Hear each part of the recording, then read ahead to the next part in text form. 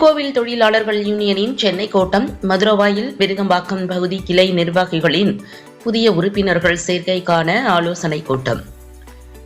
தமிழ்நாடு திருக்கோவில் தொழிலாளர்கள் யூனியன் சென்னை கோட்டம் நிர்வாகத்தில் உறுப்பினர் சேர்க்கைக்கான சந்தா புத்தகத்தை மதுரவாயில் விருகம்பாக்கம் பகுதி கிளை நிர்வாகிகளிடம் ஒப்படைக்கப்பட்டு ஆலோசனை கூட்டம் கிளை செயலாளர் நாகமுத்து தலைமையில் கோயம்பேடு அருள்மிகு குருங்காலீஸ்வரர் மற்றும் வைகுண்டவாச பெருமாள் திருக்கோவிலில் நடைபெற்றது.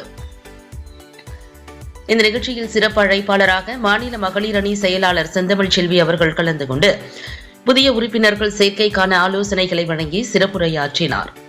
மேலும் இந்நிகழ்ச்சியின் சென்னை கோட்டத்தின் செயல் தலைவர் கீர்த்திவாசன், கௌரவ தலைவர் வேலாயுதம், தலைவர் தனசேகர், செயலாளர் இரா ரமேஷ், கொள்கை பரப்பு செயலாளர் து தனசேகர், கிளை பொருளாளர் ஜெய்கர் ஆகியோர் கலந்து கொண்டு புதிய உறுப்பினர் சேர்க்கை குறித்தும் கிளை வளர்ச்சி மற்றும் செயல்பாடுகள் குறித்து கிளை நிர்வாகிகள் இடையே கலந்து ஆலோசனை மேற்கொள்ளப்பட்டது.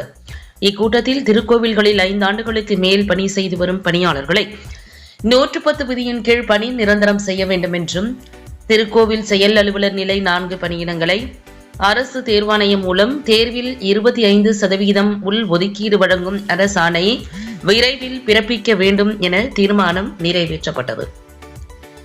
இக்கூட்டத்தில் மதுரவாயில் விருகம்பாக்கம் பகுதி கிளை நிர்வாகிகள் தங்கள் பகுதிக்கு ஒதுக்கப்பட்ட 100 உறுப்பினர்கள் சேர்ப்புக்கான சந்தாவை இம்மாதம் இறுதிக்குள் முடித்து தருவது என முடிவு செய்தனர்.